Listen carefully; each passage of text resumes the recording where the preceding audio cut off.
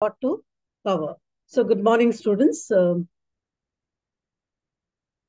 Okay, that's me only, the third party. I'm using my laptop so that I'm able to present the PowerPoints. Okay, so good morning, students, once again. And today we are going to study about personality, and we have two units to cover today. That is Unit 10, Theories of Personality, and then another unit, Unit 11, right? We should be continuous of this personality itself. Let's see what are the objectives of this unit. The objective of this unit is to analyze the concept of trait as a building block of personality, discuss the type approach to personality, describe the psychoanalytic approach to personality, and discuss the behaviorist approach to personality. Okay, so these are the broad four objectives of today's unit. Okay, so a theory of personality isn't, what is a theory of personality? Like we talk about this word personality is so commonly used, right? So let us understand what it is when we talk about theory of personality. It's nothing but an organized system of beliefs, and that helps us to understand human nature, right? Like different people have different set of beliefs, right? Different set of experiences in life, different set of thought process of behavior. So that makes them the kind of personality that they are, or that makes the kind of personality that we are. So many of the personality theories resemble philosophical investigation, right?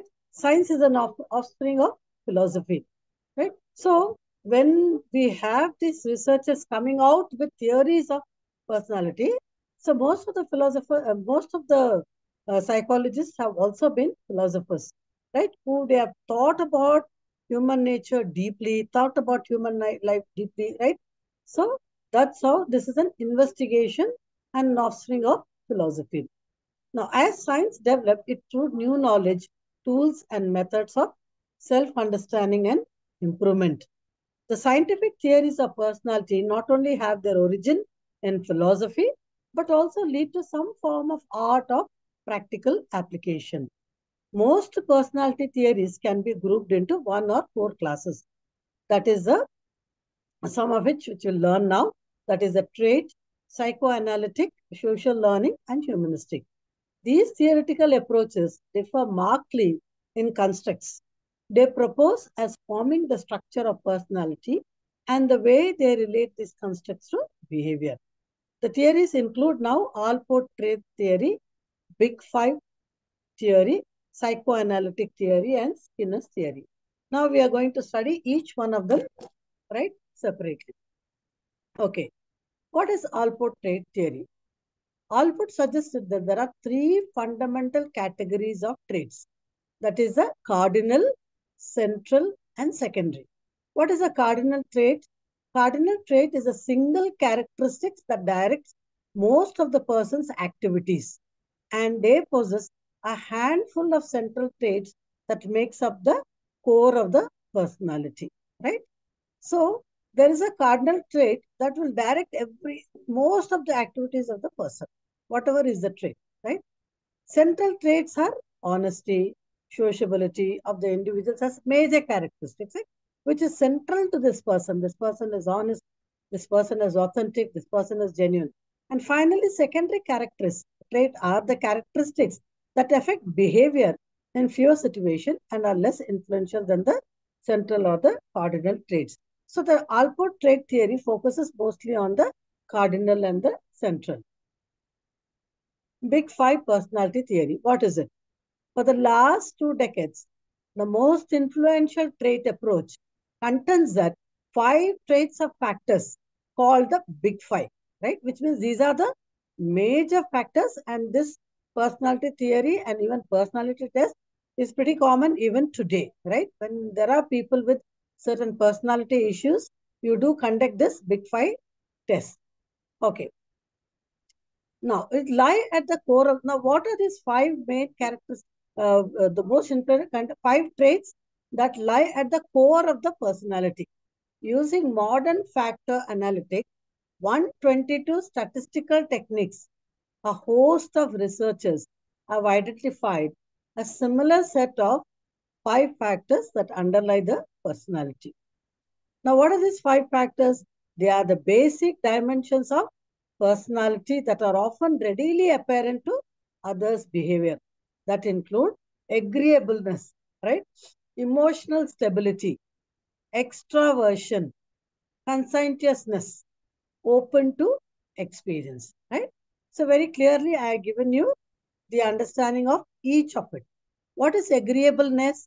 The tendency to be kind, to be gentle, to be cooperative and trusting. What is emotional stability? The tendency to be calm, secure, not depressed and moody, right? No matter what happens in life, there is a sense of emotional stability where you cannot easily be disturbed. There are certain personalities like that. Extraversion, the tendency to be sociable, active and assertive, right? So these are the people who are more open to other relationships, socially very active, but at the same time, they know where to draw the boundary. So that is what it means, assertive. Conscientiousness. What are these conscientiousness kind of people? They are responsible, dependable, and achievement oriented, right? They are the serious kind of people who take responsibility for whatever that they take up or whatever that they happens in life, right? They are the most powerful people because they don't blame others, right? So being responsible and dependable means they can be depended upon and achievement oriented. So they have a focus, they have a goal, and they know that they can achieve that. The last of the dimension is the openness to experience. This is the tendency to be imaginative, artistically sensitive, and intellectual. Okay, so these are those kind of very creative kind of people, right? Who use their imagination, who are very artistic, right? Who are extremely sensitive, but at the same time, they are also intellectuals. Okay, we find all these kind of people in our lives. Let's evaluate the trait approaches to personality. Trait approaches have several virtues. They provide a clear, straightforward explanation of people's behavior consistencies. Furthermore, trait allow us to readily compare one person with another. Because of these advantages, trait approaches to personality have had an important influence on the development of several useful personality measures. However, trait approaches also have some drawbacks. We have seen that various trait theories describe personality come to very different conclusions about which traits are most fundamental and descriptive. The difficulty in determining which of the theory is most accurate has led some personality psychologists to question the validity of the trait conceptions of personality in general. Okay, let's look at the type of theories. One of the earliest personality theories attempted to classify individuals into personality types on the basis of the body build, right, is a type of theory. Now, this theory was basically looking at the physical aspects of the person, like the physical body. That's why the example given, a short, plump person called endomorph was said to be sociable, relaxed, and even tempered. A tall, thin person, ectomorph, was characterized as restrained, self-conscious, and fond of solitude. A heavy-set, muscular individual, mesmopop, was described as noisy, careless, and fond of physical activity. Although a person's physics may well have some influence on the personality, the relationship is much more subtle than this sort of classification implies, right? And research has shown the little correlation between the body build and the specific personality characteristics. Let's look at type A and type B personality. There are some people who are excessively competitive and always seem to be experiencing a chronic sense of time urgency.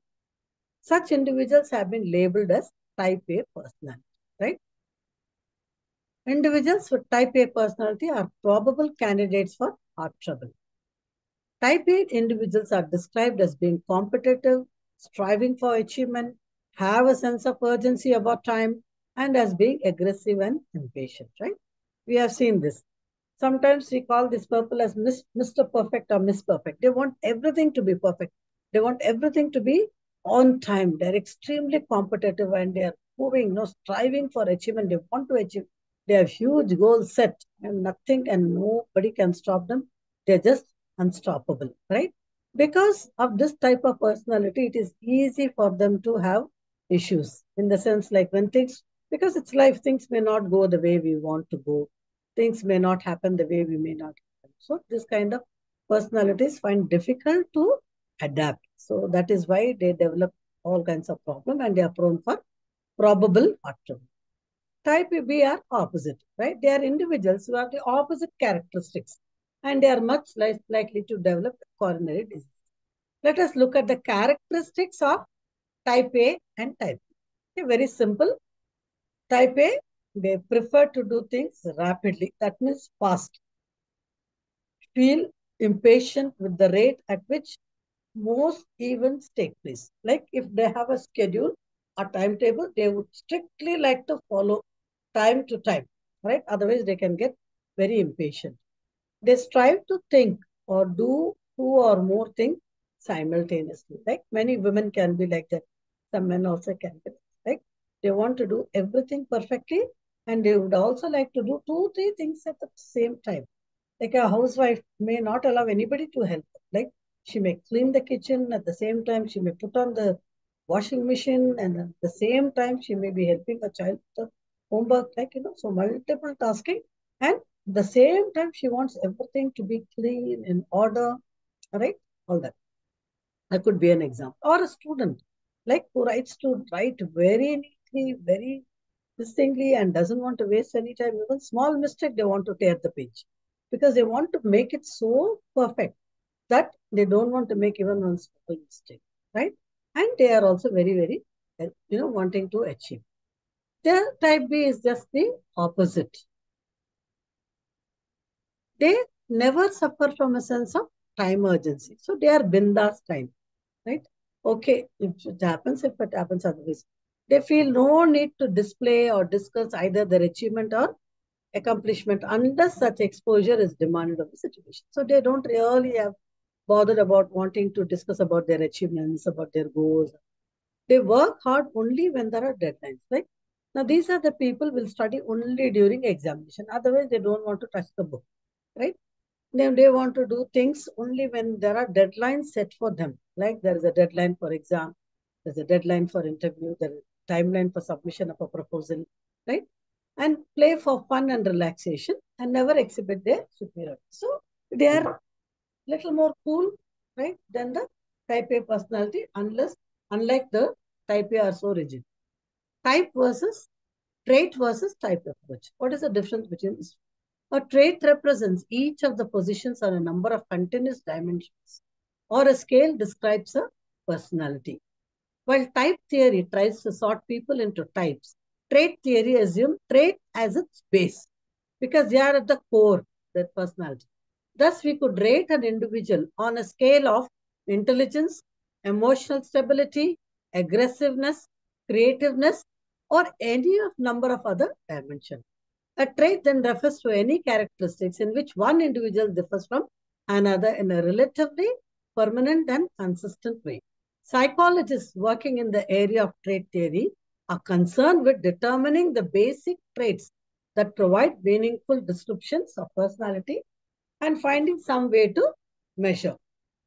Okay, so this is all about the trait, type A, type B, and all that stuff.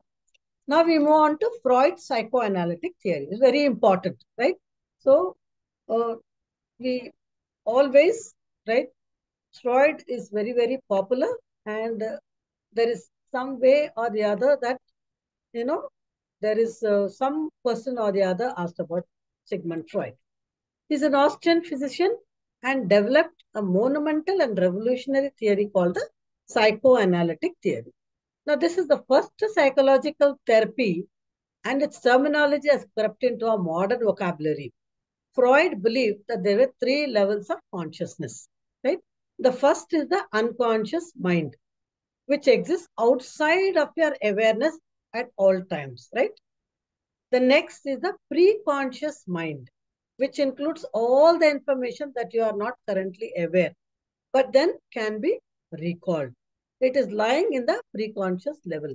Unconscious, you don't even know what has happened in the childhood, some experience, some trauma, right? When you are at the age of 5, 4, or whatever. So that is all lying in the unconscious, but we are not aware. Preconscious, it is there. We can recall it, right? It is lying there. Finally, the conscious. The conscious mind is the current state of awareness. That means the conscious state is right now. We are conscious that you are in the class. We are conscious that you are listening to me. I am conscious that I am teaching you, right? So these are the three levels. Okay? Unconscious, preconscious, and conscious mind. Now, Freud described two types of instinct. He says a human person is always driven by these two instincts. One is the life instinct, another one is the death instincts. What is life instinct? Life instincts are the motivational drive described by Freud. Freud also uses the term libido or sexual energy for life instincts. Life instincts serve the purpose of survival and encourage growth, development, and creativity.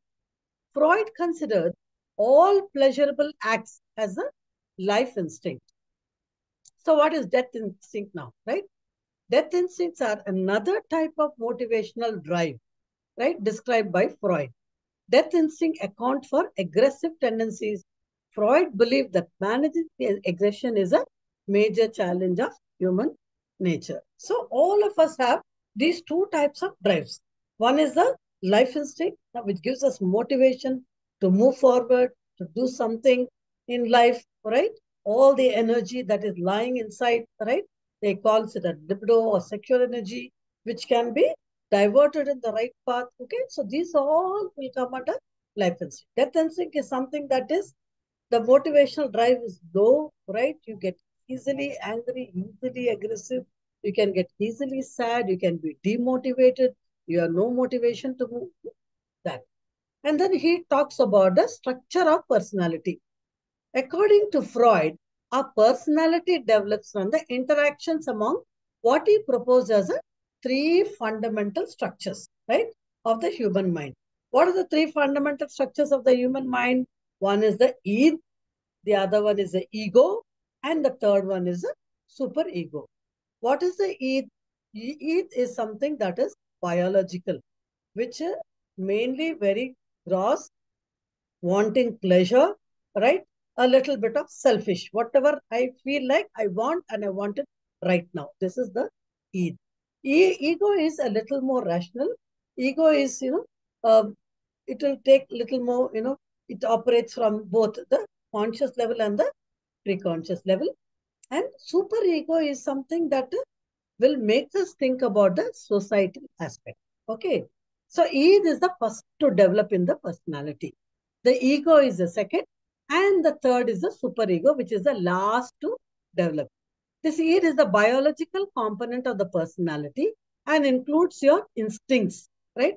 Your instinct, the need for water, the need for food, the need, your basic needs are linked with the id.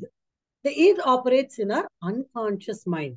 It is like the devil sitting on the cartoon character's shoulder that is always selfish and needy. It operates according to pleasure principle. The pleasure principle is the idea that all of your needs should be met immediately. It's like a small little child, right? A child doesn't really rationalize, right? Cries for small things. When the child is sleepy, will cry. When the child is hungry, it will cry. And immediately we have to provide it. So it is operating from that level. Then we have the superego, which exists in all three levels of consciousness. The superego is like the little angel. It is always concerned about what is socially acceptable. The superego pushes you to obtain the ego ideal or your view of what is right.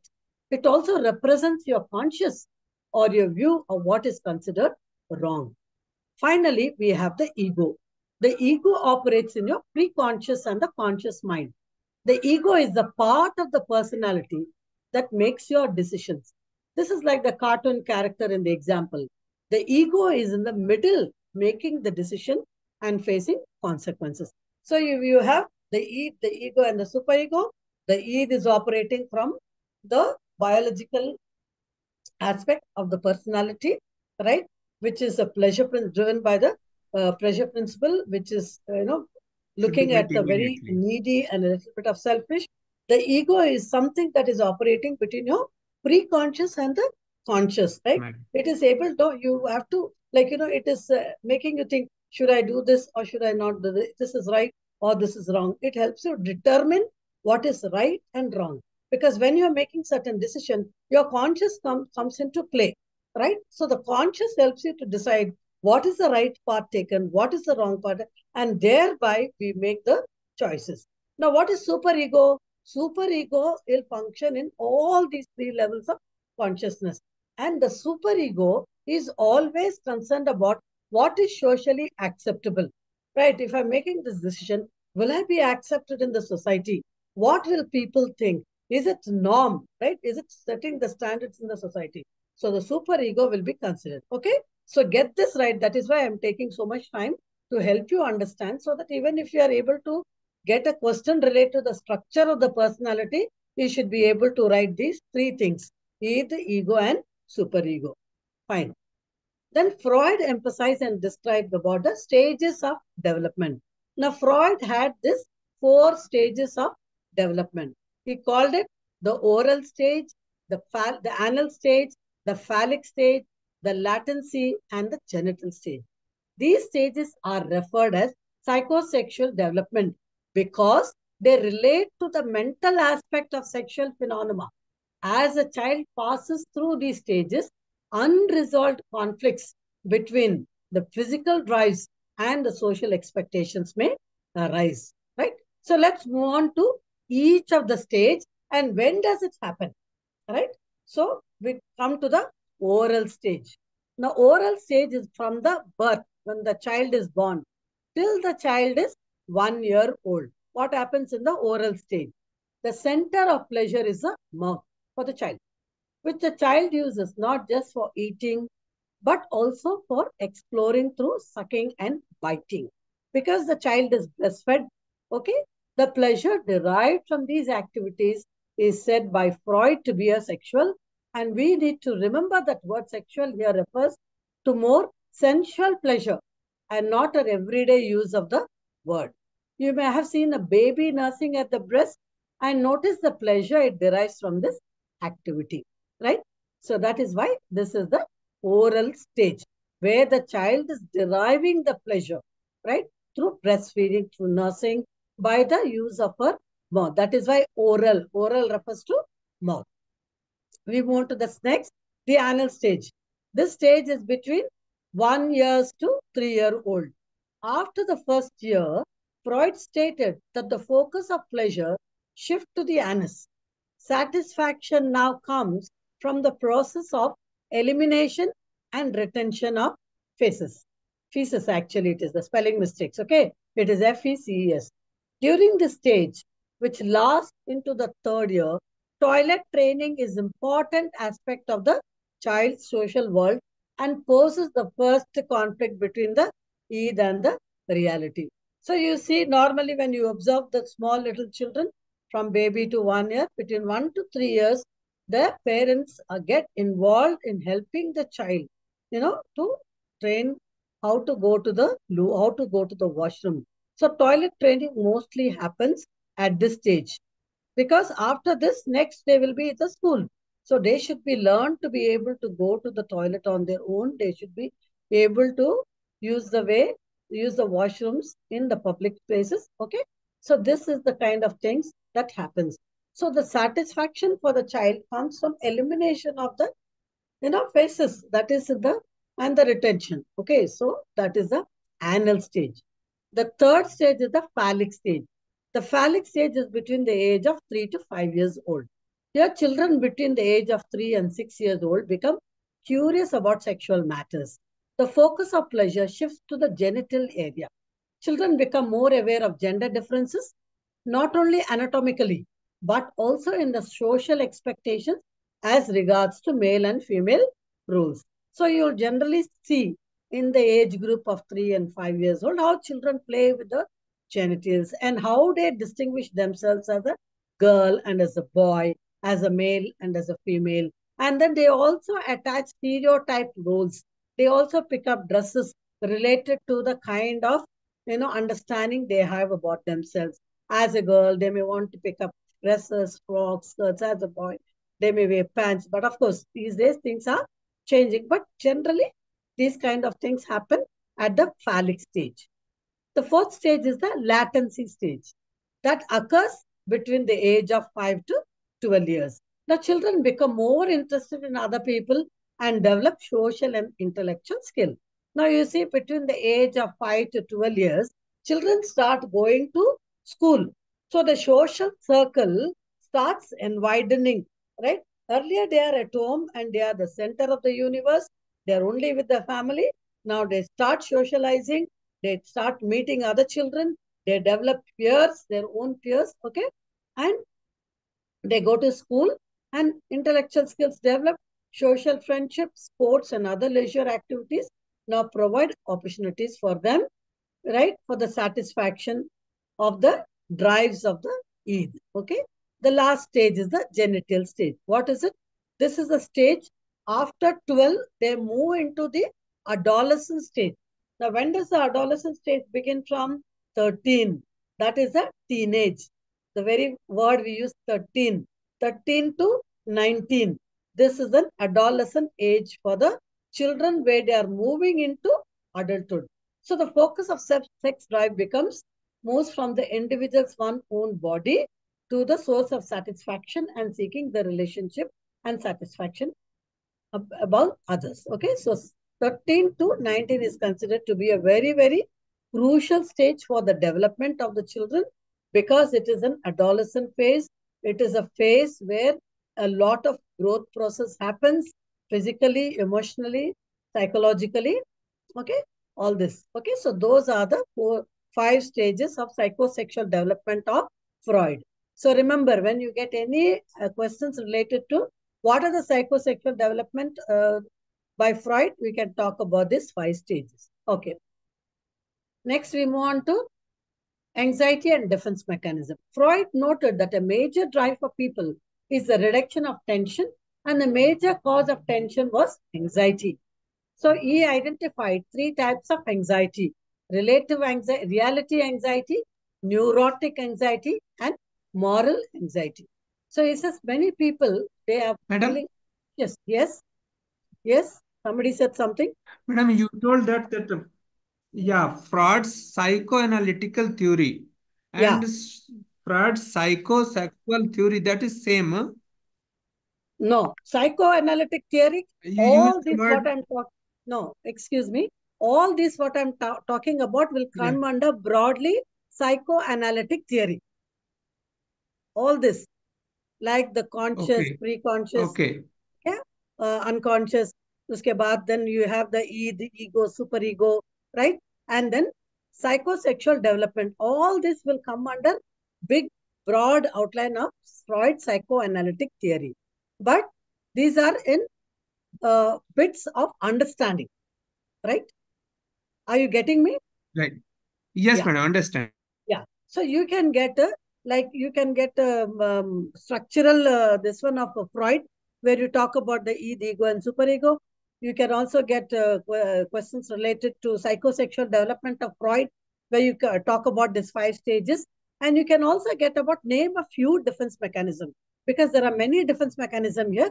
So if you understand a few, you can name a few and write. Out of 5, 6, you can write 3 or 2 or 4 or whatever. Okay. So it can come in the Right, short madam. answer or Okay, madam. long answer. Okay, yeah, fine. So what are the defense mechanism? They are denial, displacement, intellectualization, projection, and there are some more. But let's go one by one very quickly because in this time I have to finish this unit because there's one more unit. Okay, denial. The Okay, refusal to madam. believe information that provokes anxiety. This can't be happening is called denial. Whereas repression is the motivated forgetting of certain information. Denial is an assertion that information is incorrect. For example, someone with serious alcoholic problem may insist, I'm not an alcoholic. I can take it or leave it. Okay. So this is very common. Like somebody who's just diagnosed with cancer may not be able to accept it immediately.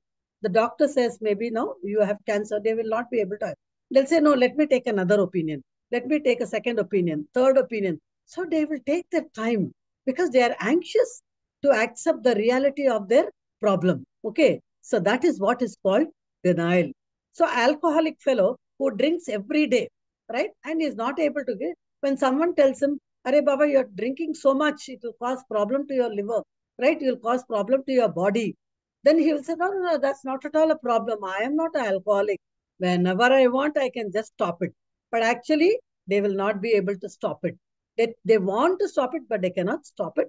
So they live in denial, saying that whenever I want, I can stop. Okay, so you understand denial. Yeah, displacement. Displacement is diverting the behavior thought away from its natural target towards a less threatening target. Displacement lets people engage in behavior they prefer without experiencing severe anxiety. For example, a man who is very angry at the boss might come home and kick the dog. He really wants to kick his boss, but that would cause him too much of anxiety, right?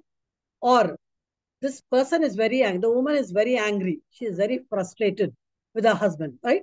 So she is not able to, deal with the husband. So what she does, she ends up beating the children, or she can end up beating the dogs, right? Or beating some bird or an animal or whatever it is, right? So that is what is displacement. That means her anger gets displaced from the actual thing to something else, right? So this is called displacement. The third thing is intellectualization. This is another form of defense mechanism. Emotional issues are now dealt with directly, but rather handled indirectly through abstract thought. Example, a person whose spouse has just asked for a divorce may wish to dwell on the issue related to the purpose of life rather than deal with the hurt or pain. Okay. So what the person does, the person now just received a divorce letter. He or she is not able to handle it. She's not able to accept. So what does it do when they talk about it? They start intellectualizing. They say they talk about the purpose of life instead of dealing with their hurt and pain, instead of dealing with their emotions. They started intellectualizing. They start talking about how the person was, what are the probabilities, what this and that and all. Okay, so that is another form of defense mechanism. Projection. The attribution of one's own desirable characteristics to other people is known as projection. No, no. This is when threatened by strong sexual or destructive drives or immoral imperatives, individual may project a feeling onto others rather than accept the anxiety. For example, a man who is unhappily married may believe that all his friends are unhappy. Or it can also be, actually, I am not able to deal with my own jealousy, right? I am jealous about maybe another person, my friend's achievement or the progress in her career. So I am not able to accept that this is the emotion in me. So what I do, I project that to somebody else and say, she is jealous or he is jealous of me, right? So that is what is about projection. Okay. The next one is rationalization. This is another defense mechanism to explain away a poor performance or failure or a loss, or people may excuse or lessen their anxiety and soften the disappointment. An individual who does poorly on an examination may say that is not smart enough, that there is not enough time to study, or that the examination was unfair. Sometimes it's difficult to determine what is real and logical reason is about rationalization. Or sometimes, suppose you went for an interview, you didn't get a job. Then you say, no, all the people are very, very, political. There's a lot of politics in that job, a lot of bribery. That's why I'm not getting the job. Or you fail in the exam. You say, no, I was not able to do the exam because I had high fever and the paper was so tough. They gave out a portion. So this is what is rationalization. Another defense mechanism is reaction formation. What is it? A way of avoiding an unacceptable impulse is an act to the opposite extreme by acting in a way that is opposite to disturbing desires. Individuals who do not have to deal with the resulting anxiety, right? So when they are not able to do, the person is not able to deal with whatever the emotion the person is going through, the person will try and do the opposite of what he or she wants to do. And that is what is called reaction formation, regression, a return to a more juvenile level of functioning. Regression is an effort to avoid anxiety of facing one's current role in life. By adopting a childish role, a person can escape responsibilities and return to earlier, perhaps more secure way of life. A lot of regression happens, especially among children. Like if they don't want to school, right? They'll say, I'm having stomach pain, I'm having this, I'm having that, right? They are not able to take the responsibility, right? If you don't want to take the responsibility, what you do, you regress those feelings. So that is also one of the way of defense mechanism. Identification. By taking on the characteristics of others, people can reduce their anxiety as well as other negative feelings. By identifying with the winning team, an individual can feel successful even though he had nothing to do with the victory. For example, India won the World Cup, right? You feel like dancing, you want to take the Bharat Janda, right? You want to take the flag and start dancing. You feel, or one of your favorite film star, right? The other day while I was going to the university, I found Devara was released, Junior NTR's movie. And there was a huge morcha in Malkajgiri. I was wondering how will I pass through because I'm on my vehicle. And we're catching a huge photograph of Junior NTR, and there were flags and there were slogans. They were dancing to his songs and all. Okay, so this is identification. Even though they don't belong to you, others' victory, you take it upon as your victory, like the national victory. It can be a football victory, it can be a hockey victory or a cricket victory. You like to get up and dance and party. India won, all that. Okay. Then we have repression. The defense mechanism of repression is motivated forgetting, rejecting unacceptable thoughts, desires, and memories, and banishing them into unconscious. Repression is central concept of Freud's theory. Okay. Many a time, what happens when we have some bad memories, right? Whether a child has been abused by an alcoholic father, or whether a mother who has suffered from domestic violence, or whether a father who suffered under his grandparents or whatever it is, they don't want to have this memory in their minds. So what do? They repress it. And where does it go? It all goes into the unconscious, right? Sometimes we are not even aware of what is in the unconscious. Basically, none of us are aware. I also do not know what is in my unconscious. Similarly, you also will not know. Only the conscious will know.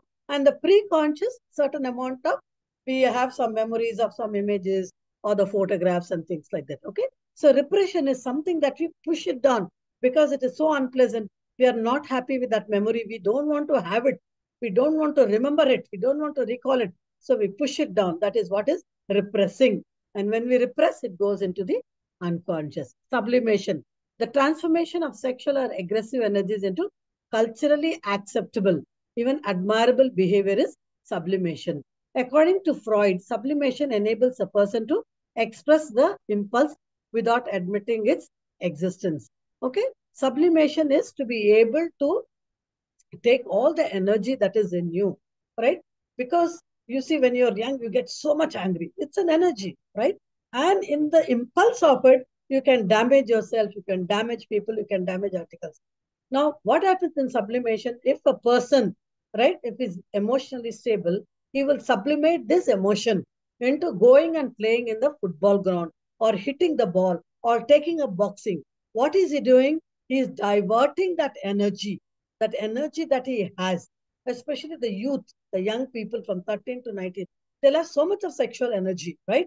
If it is not diverted, what will happen? They will get into wrong paths. They may get into relationship, premarital relationships, and they may have the unprotected sexual intercourse. All these are very risky deal for a young person, right? But instead of that, if they sublimate it, right? If they divert that energy into something very positive, they go and play football, or they go to the gym to make their bodies, right? Or they go and play cricket, or they do something where all these energy get diverted, right? Into something that is very, very productive, right? So, and something that people will look at and they'll admire. Wow, what a good football player is. Oh, wow, what a great cricketer is. Or what a great artist is, painter is, because they have learned to divert that energy to something positive. So these are the sublimation. So remember, these are all defense mechanism. Freud's anxiety and defense mechanism, right? When you talk about defense mechanism, if it is a long answer, you may have to write all the defense mechanism. If it's a short answer, they'll say write a few defense mechanism. Then you can talk about denial, displacement, intellectualization, projection, rationalization, reaction formation, repression, and sublimation. Okay. So Sigmund Freud was one of the most influential thinkers of 20th century, names in psychology. There can be little question that he was influenced by earlier thinking regarding the human mind, especially the idea there being activity within the mind at the conscious and the unconscious level. Yet his approach to these topics are largely conceptual. His theoretical thoughts were original and they were unique. That's why even today in counseling, psychoanalytic, theory is one of the important. When in counseling, it is used to be able to help the person dig the unconscious to be able to understand his problems and his behavior. Yeah. So we go to the last person, that is the B.F. Skinner. He is renowned for his research on learning. According to Skinner, people show some consistent patterns of behavior because they have some stable responses tendencies that they have acquired through experiences. These response tendencies may change in the future as a result of new experience, but they are enduring enough to create certain degree of consistency in person's behavior. So Skinner maintained that environmental consequences, that is reinforcement, punishment, extension, determine people's patterns of responding. On one hand, when responses are followed by favorable consequences, reinforcement, they are strengthened. Okay. Now, what is B.F. Skinner's conditioning? Skinner believed that the conditioning in human operates much same as a rat and the pigeons that he studied in his lab. Hence, he assumed that conditioning strengthens and weakness responses tendencies mechanically, that is without the person's conscious participation. Like we already spoke, if you are affirmed, you will want to do much more better, right? Your behavior will get reinforced. Skinner is very popularly known for his reinforcement theory. Okay. So Skinner believed that it is simply human nature that when we behave in such a way that we would receive rewards of favorable things. If we want to experience reinforcement, then we should develop personality traits that are positive, such as those attributes included in agreeableness category of the big five, being understanding, compassionate, empathic, and positive thinker. In this sense, Skinner argued we respond to every kind of reinforcement and that our behavior and personality traits can be shaped and controlled by society. In addition to this, Skinner implied that if we want our negative traits to be changed into positive, we must change our environment first. Like environment can also be you are roaming around with the wrong category of people who are constantly putting you down, who are constantly insulting you, who are demoting with you. So you change the environment, right? You move towards people who are more encouraging, more positive, things will start changing. That's a very simple example. Skinner's approach to personality stresses the importance of learning and environmental factors. According to Skinner, we are what we do, and we do in a particular situation depend on our history of reinforcement and punishment in that situation and similar situation. Okay, so we are what we do in the sense we are, we experience what we have gone through in our lives. If we have been in an environment which are very positive, which has been very affirming, very appreciative, people have always condoned our behavior, we'll end up to be very positive, right? We will repeat those behavior. But if our environment does not help us, then things starts changing. So with this, I end the unit 2. Don't worry about the PowerPoints. I will send it to you. Yes, Let me move to yeah. So I'll move to the next. Otherwise, they'll send me a signal, timeout, chalo, आपका session हो गया, log out बोल के, right? So I don't want to stop it, huh? So I will move to the next and try my best to finish.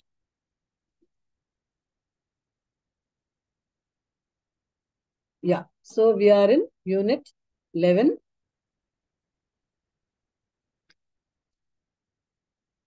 Okay. So unit 11, there are different theories of personality in psychology. Each theory focuses on different dimensions of personality and they are also different approaches in understanding human behavior. Humanistic theorists like Carl Rogers, Abraham Maslow, they viewed individuals as more positive and self-generative, that personality development revolves around self-actualization. Okay. So trait theorists like Raymond Cattell, Gordon Allport, and Hans Heinrich proposed that we understand and predict human behavior only when we observe stable characteristics called traits. Raymond Cattell has used statistical analysis techniques like factor analysis to identify personality traits and finally identified 16 personality factors, which is also used even now. So in this unit, we'll discuss these three major personalities theories. That is Carl Rogers humanistic theory, Cattell's factor theory, and big five factor theory. Okay, let's move to Carl Rogers humanistic theory. Who was Carl Rogers? An American psychologist and a Nobel Prize winner, a populistic humanistic psychologist, and he proposed a theory called self theory. Before we discuss Rogers' theory in detail, let us try to understand the humanistic approach to personality, because Carl Rogers was a humanistic person, comes under the humanistic theory. The theory of Carl Rogers and Abraham Maslow are very popular theories of humanistic approach, and they emerged in the 50s and the 60s. Humanistic theories reject both psychoanalytic theory and behavioristic theory, as psychoanalysis and behaviors are too mechanistic and often emphasize less noble aspects of people's thoughts and actions. Humanistic theory emphasizes on people's inherent goodness and their tendency to move towards higher level of functioning. So the humanistic theory basically focuses more on the human beings, their thought processes, their emotions, right? They claim that people make deliberate and conscious decisions about what to do with their lives. For humanists, it is fruitless to ascribe human behavior to past rewards and punishment or to unconscious thought processes. Humanistic psychology is more hopeful and optimistic about humans. It believes that an individual possesses within himself or herself the potentiality for health and creative growth. Let's look at Rogers' self-theory basic concept. Okay, so even in counseling, a lot of people use the Carl Rogers theory of helping people. The self-theory proposed by Carl Rogers comprise different features, and some of the important features are self-concept, types of self, positive regard, unconditional and unconditional congruence. That is, having an unconditional positive regard for the person. Now, Carl Rogers believed that every person have their potentialities. Every person are gifted. Every person have so much of capacities within themselves that they can solve their own problems, right? So he attributed to self-concept. Every person, especially when people approach to you for help, you should understand that people are already having solutions in themselves. You should be able to, help the people by giving them unconditional positive regard, unconditional acceptance, and help them to be able to believe in themselves and believe that they have the potentiality to deal with their problem. This is what Carl Rogers suggested, right? So when people practice Rogerian style of counseling, what they do, they emphasize and allow people, to be able to deal with their own issues while they talk about their problems. Okay. Rogers believed that people are aware of the self-concepts. It is a composed of perceptions of characteristic I or me and the perceptions of relationship of I or me and the others, and to various aspects of life together with values attached to this perception. The self is our inner personality and can be likened to our soul or Freud's psyche. Individuals compare or evaluate every experience in relation to their self-concept.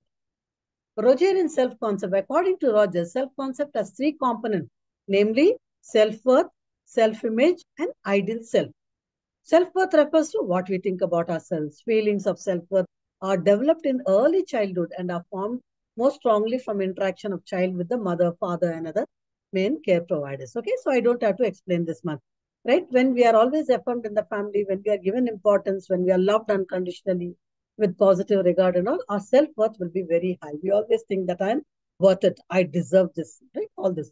Self-image refers to how we see ourselves. It includes physical qualities, emphasize and influence on body image, formation of personality, example of individual perceiving yourself for good or person, beautiful or ugly, self-image, all this, right? When you look at yourself in the mirror, how do you see yourself? That's your self-image. Do you look at yourself and feeling happy? Okay, this is me. I am unique. I'm very different. There's none like me. I'm original. I'm masterpiece. I'm a divine expression of life. I have beautiful features. There's none like me. Do you get these kind of thoughts, or do you say, oh my God, I'm so ugly, I'm not so good? A lot of people have the self-concept issues, self-image issues, right? When in counseling, I get so many girls and boys coming with problems with self-images. They are upset because they are short. They're upset because they are tall. They're upset because they don't have the hair. Because they're comparing themselves with film stars. They're comparing themselves to other people, fair skin, dark skin. Okay, all this is related to self-image. Ideal self refers to our idea of how we'd like to be or the kind of person we want to be. It consists of our goals and ambitions in life. The ideal self is not static, it is dynamic, it changes as we grow. For example, the ideal self in childhood may not be the same as in adolescence. Ideal self is like at the moment you are not that, but you aspire to be that, right? In the next 5 years, I want to look like this, right? If I'm overweight now, maybe if I'm 80 kgs now, in the next 1 year's time, I want to bring down my weight. That is my ideal, right? I want to bring down to 60. I want to look a little more better. I want to eat healthy, right? I want to exercise. I want to affirm myself. I want to keep myself busy. So that by the next 1 year, I will develop an ideal weight. I'll develop an ideal self. Okay, so that is what is all about being ideal. Self-worth. Rogers, for Roger, a person who has high sense of worth, confidence and positive feelings about himself, face challenges in life, accept failures, unhappy times, and all that. So, what Roger is saying, if you have a good sense of worth, you'll be able to deal with every challenge life throws at you, right? If life throws you lemons, you will make lemonade out of it, right? So, that is what Roger says. If your self-esteem is good, if your self-worth is good, you'll be able to deal with any problem that comes your way. You will not be afraid of any problem because you have that sense of worth within yourself to look at, that I am able to do it. I have the confidence in me. I believe in myself. I have done this before, all this kind of thing. Positive regard. Positive regard is he believes that everyone needs for positive regard or acceptance of love and approval from others. Among many other things, individual instinctive value is a positive regard. That is, we need to be regarded positively by others. We need to be valued. We need to be respected. We need to be treated with affection and love, right? So when you go and when you are there relating to others, you should be able to relate. Where other people should be able to respect you, to be validate you. When you are learning about Abraham Maslow, that is one of your needs, right? Esteem needs, the need for acceptance, the need for. Okay, so this is all Rogers' thought processes of self. Positive regard, unconditional. He says that unconditional positive regard is very important in contrast to conditional positive regard. What is unconditional positive regard? When a parent or a significant other love and accept and approve the child for what he is and not for what he does. So unconditional positive regard is whether my child is scoring 100 or whether my child is scoring 40 or 60, I have unconditional positive regard for the person, right? Now, suppose conditional positive regard is what? No, no, you must score 80. Only then I will give you a bicycle. You must score 85, 90. You must crack BTech. You must crack all the entrances in the exam. Only then I will love you, right? Only then I will talk to you. Only then I will, give you what you ask. These are all conditions. As parents, we do keep a lot of conditions. Sometimes we can keep conditions even in relationships, right? Only when you do this for me, I will regard you, or I will love you, or I will accept you, right? You have to live up to my. So that is the difference between conditional positive regard and unconditional positive regard. Okay. So when you read up a little more on whatever is in the PPT, you'll be able to understand. Congruence and incongruence. Roger introduced the concept of congruence in the 1950s in his personality theory. To understand the concept of congruence, we need to understand the type of self. Rogers divided the self into two categories, the ideal self and the real self. The ideal self is the person that one would like to be, and the real self is the person one actually is. Rogers focused on the idea that we need to achieve consistency between the two selves. When the real self and the ideal self are close to each other, there is more consistency or congruence between the two. That is when a person's ideal self and actual experience are consistent or very similar to a state of congruence exists. In contrast, if a person's ideal self is not consistent with what actually happens in life, difference may exist between the person's ideal self and actual experience. This state is called incongruence. If the discrepancy between the real self and the ideal self is large, people may get dissatisfied and maladjusted. The development of congruence is dependent on unconditional positive regard. Carl Rogers believed that a person to achieve self-actualization, they must be in a state of congruence. State of congruence is what? Whatever I say, whatever I do will be matching. Because in me, there are two selves. One is I want to be very, very disciplined, right? That is my ideal. But actually, in reality, I'm a very undisciplined person. Okay. I'm striving my best to reach to his ideal self. Okay. And if I really try, and if every day I'm trying to reach to become disciplined, the gap will be very little between my ideal self and my real self, right? So there'll be some kind of match, right? In what I say and what I do. But suppose what I say and what I do is too big a gap. Like I say, I'm very disciplined person. That is actually you want to be, but you're not there still, right? In reality, you're an undisciplined person, but you keep saying, I'm a very disciplined person. I'm a very disciplined person. I keep to the time, all that. But actually, you're not doing it at all. You're not even taking one step, to move towards that ideal self. That what happens? Incongruence happen. And that is where maladjustments can happen because there is no match between what we are saying and what we are doing. That is what Carl Rogers states. Self-actualization. This is the highest in the human person. All of us want to attain self-actualized position where all our potentialities are used. Every talent in us is totally used like no, and we reach that state of nirvana, of where we are really happy in being who the real us are.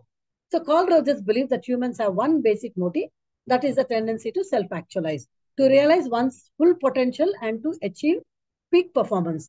Like a flower that grows to its full potential, its conditions are favorable. So people will flourish and reach the peak. So you sow a seed and you want the plant to go, right? If the plant has enough sunlight, it has fertilizers, then you protect the plant, then it really grows and grows into a beautiful flower. But if you don't care for the plant, what will happen? It will dry, you don't water it, it will have a natural death. Similarly, when children are raised in a beautiful, unconditional, positive regard environment, they'll bloom like a flower. Their talents will come to surface, right? If they bloom in a place, all my family members were engineers, so you must become an engineer. But the child may not have that capacity. You can't ask a fish to climb the tree. Can a fish climb the tree? It cannot climb. The fish is meant to be in water. You let the fish be in the water. You let the child do what the child wants to do. Then the child will bloom. The child will grow into beautiful. The child will be able to self-actualize. Okay, this is what Carl Rogers talk about. And he proposed 19 propositions, right, which includes individual existing in a constant changing world. Please read. It is very simple. You can understand that. Each one, as you're reading, you can understand it is not at all difficult. This 19th proposition of a fully functioning person, right? And then he talks about also the courage, the launching oneself to mainstream of life. Okay, and these are the main things of a fully functioning person. According to Carl Rogers, a fully functioning person is a growing open, is a person who's open to experience, a person who's increasingly existential lifestyle. Existential lifestyle means the person who's constantly finding out the meaning and the purpose for his life. Life is increasing his organic trust in himself, believes in himself. He has a freedom of choice, creativity, reliability, and has a rich life. Okay, the next we move on to Cattell's factor theory. Raymond Cattell, a British American psychologist and a factor analytic trait theorist, developed this theory. Okay, so according to him, what he identified 4,000, right, about 4,000 traits, right, starting point of his analysis of personality. He initially identified about 171 traits from Allport list, and by combining common characters and eliminating uncommon traits. So they bring in so many traits, and from that they start eliminating what needs to be there, what does not need to be there. So by doing that with the statistical techniques, they came down finally closely related terms, eventually reduced to the list of 16 key personality factors. It is called 16 PF tests. Okay, these 16 factors are also called source of traits. This means that each person has all these 16 traits at certain degree. Okay, all these are used in personality tests when you want to test the personality of the person, but they may have some higher or lower order. For Cattell, a trait is a mental structure. with which one can draw inference from the observed behavior to account for regularity or consistency in behavior. Trait theory. Trait theory is an approach to the study of personality. This theory is primarily interested in measurement of traits which can be defined as an habitual pattern of behavior, thought, and emotion. According to this perspective, traits are relatively stable over time, differs across individual influence of behavior. Their basic tendency that remains stable across lifespan. Okay. So according to the DSM, that is the American Psychological Association, APA, that is American Psychological Association, personality traits are prominent aspects of personality that are exhibited in a wide range of important social and personal factors. Trait theories like Gordon Allport, Raymond Cattell, Hans Heinrich viewed that human behavior can be observed by observing stable characteristics called traits. Gordon Allport was one of the first modern trait theorists.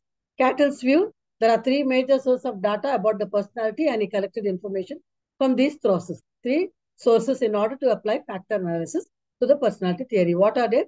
They are life data, right, which relate to life record, involves collection of data from individuals' natural everyday life behavior, measuring their characteristics, behavior pattern in the real world. This could range from number of traffic accidents or number of parties attended each month, graded. Okay. Next is the experimental data, responses to standardized experimental situations created in a lab, where subjects' behavior can be objectively observed and measured. It relates to data through experiment of objective tests and the questionnaire data. Questionnaire is nothing but a self-report, involves responses based on introspection by the individuals and their own behavior and feelings. We found this kind of direct questioning often measured subtle internal states and viewpoints. Okay. So there are these kind of tests. Types of traits and source trait. Type is the most important concept in Raymond Cattell factor analytic approach to personality. He proposed on the basis of factor analysis. The two types of trait, namely source traits, surface traits, form an individual personality. While surface traits are visible because they are on the surface to any observer. Source traits are underlying surface trait. Okay. So source traits are causal factors that determine how a person will respond to environment. According to Cattell, source traits are simple structure factors and they represent the underlying factors responsible for intercorrelation among surface traits. He considered them as building blocks of personality.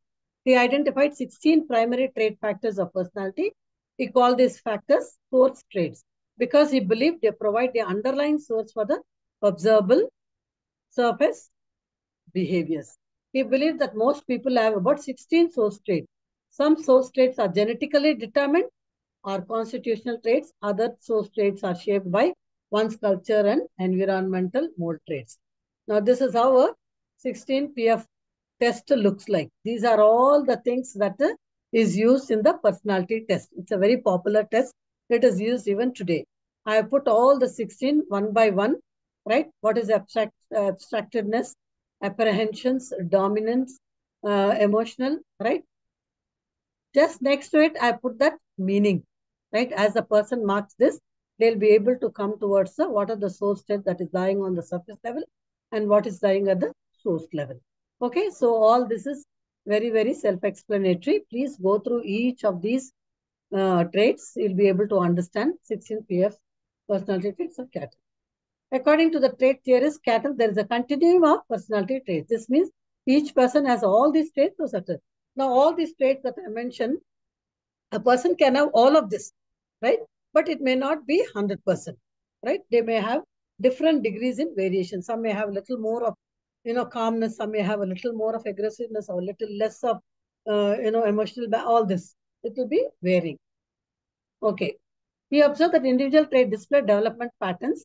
For example, the anxiety factor determined to be high in adolescence and drop steadily in young adulthood. Okay, so when they are young, their emotions are very high. They are very volatile. They can be very angry. See, the anger at the age of 15, 16 is different from the anger at the age of 30 or 32, right?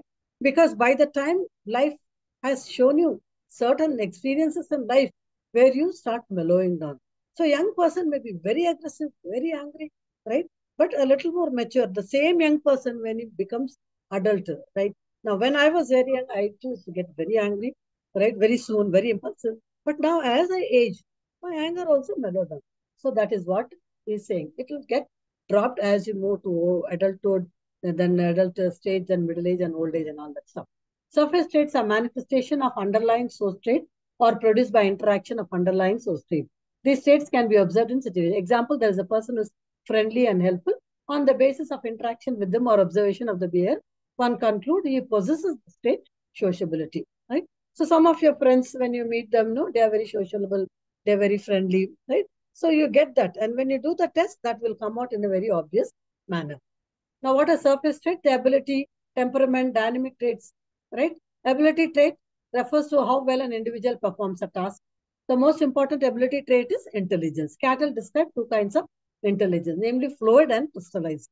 Fluid is in general problem-solving ability and is thought to be genetically determined and thus an innate ability. Crystallization is learned through the experience. Right? Some people, by genetically or by naturally, they're very good in mathematics, right? Or very good in science. Some people are not good. They need to learn.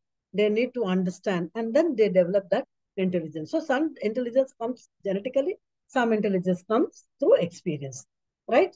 Temperament traits, constitution of determines of one's personal emotional makeup. Okay. This also depends on the person's emotional makeup, the experiences, the background, the genes, all that comes. Dynamic traits are those that make person to move towards a goal. In other words, they determine person's motivational makeup differing either from hereditary or environment.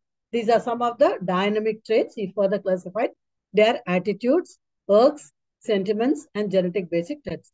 Let's look at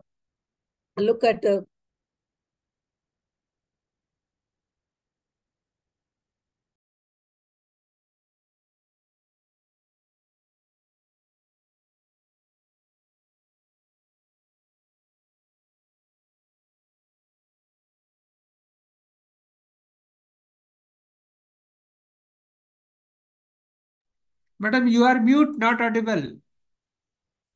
Please unmute yourself.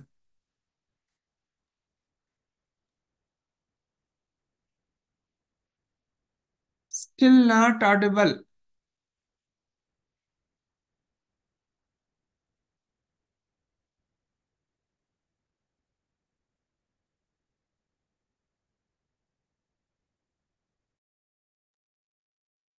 Madam, you are not audible.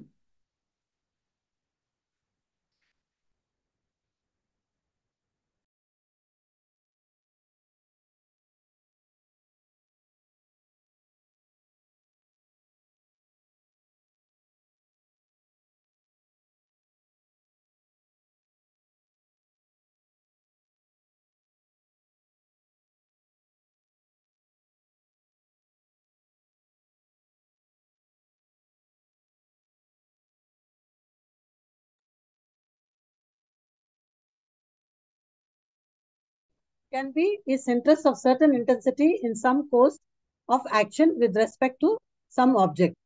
For example, I very much want to have a bike. Here's very much refers to an intensity of interest. To have indicates course of action and bike refers to an object or goal. Ergs. Ergs are innate. Okay. Now audible. You are not. I was not audible before. Yeah, now audible, madam. Yeah. There was a little disturbances on the net. No Okay. problem. Yeah. So these are types of dynamic traits, attitude, earth, sentiments. Okay, that's what I'm talking about. What are attitude refer to specific course of action, right? It refers to an intensity of interest to have an indicate course of action, and the bike refers to an object or a goal. So you have an attitude. Actually, attitudes are more important than facts, which I told you earlier also. To have a right attitude is very important for a specific course of action. Earths are innate drives or motives which permits a person to attend to certain classes of objects more readily than others, to experience a specific emotion there from and to enter an activity. The activity ceases completely from the attainment of specific goal. Some of the urges, according to Cattell, are hunger, sex, curiosity, security, anger, fear, gregarious, etc. Okay, so these are innate drives, right? That comes from within. Sentiments. A sentiment is an environmentally molded dynamic trait. Sentiments are acquired through learning. They focus on social objects such as one's parents, friends, colleagues, etc. These are traits that can satisfy several urges at the same time. For Cato, the self-sentiment was the most powerful sentiment that organized the entire personality. This is the self-concept which provides stability and coherence to expression of source traits, urges, and sentiment. Genetic basis of traits. Cattell and Heinzig believe that human personality is largely the product of genetics and not the environment. Thus, both are rated very high on biological influence and very low on social factors. Big factor theory, this is the last of the personality unit, right, is an important theory. Many researchers have associated big five theory. Some important psychologists in the development of this are Robert McRae, Paul Costa, Goldberg, Norman, etc. Evolution of it, development on an attempt, they identify 4,000 personalities, right? Okay, so all these people are involved and they brought out this five major identification of the factor, which is also used currently to be able to determine what kind of personality a person is. Right? What are these five factors? They are extraversion, agreeableness, conscientiousness, neuroticism, and openness. Okay, so these are the five. Following are the facets of each dimension as described by Costa and McRae. The neurotic dimension includes 6 facets of trait, namely anxiety, anger, depression, self-consciousness, impulsiveness, and vulnerability. See, when they are doing a personality test, suppose if the neuroticism phases comes first, we are able to understand the personality because the personality has all these kind of problems, that is anxiety, anger, depression, and all this. Extraversion facets are warmth, gregarious, assertiveness, activity, excitement, seeking, and positive emotion. Openness facets are fantasy, aesthetics, feelings, actions, ideas, and value. Agreeableness facets are sub-factors of the aggressiveness are trust, straightforwardness, altruism, compliance, and tender-mindedness. The last one is a competence, order, dutifulness, achievement, striving, self-discipline, and deliberation. Okay. Yeah. So this is the last part of the slide. So this big five is a very popularly used for personality test. You can even go on the net and you can also do a big five test on yourselves also, because there are plenty of free tests available. You can try this big five factor test, which shows your personality. Okay. So with this, I come to the end of unit 10 and 11. Normally, I just don't believe in this important questions and stuff like that. You as a student, I think you should just refer your previous question paper if it is there. Check with your library. Maybe you can check with the Ambedkar library if This, you have one. madam, this big five looks like some important, or we have It to. can come. I really don't know because whether they can give or not. But I would say Freud, Carl Rogers, and all the others. It is better that you learn up everything. So even if you get a 2 marks question, if you have some understanding, you'll still be able to write. That's what I'm trying to tell. Because if you just study the important questions and go, and then some of it doesn't come, then you won't be able to write anything.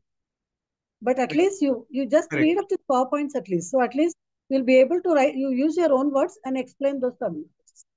It will be as simple as that. Okay, give example, right? So it will not be difficult for you. Actually, Yes, this is a madam. very interesting subject. If you just go once again and go through your book and compare my PPT with what I have taught and what your book is saying, you'll be able to remember it. Discuss with one another, have a small group chat about these theories, and talk about it. So you'll be able to write the exam well. You shouldn't have a problem. Okay. Okay, So with madam. Thank this, you. I close my session before the host comes and tells me, "Ma'am, time out." Okay, I'm glad I somehow managed to finish. I was only afraid that I don't want to leave you all in between. Huh? And Yeah, I will madam. send. Please share this Yeah, today's yeah, unit yeah, also yeah, yeah, to yeah. my I email. will I'll do that. share I'll it. send you all both the PowerPoint, and all the very best for you. And God bless you. Okay, bye, Thank you very much, ma'am. Thank you. bye. Thank you, ma'am. Welcome, ma'am. Okay, guys. Bye bye.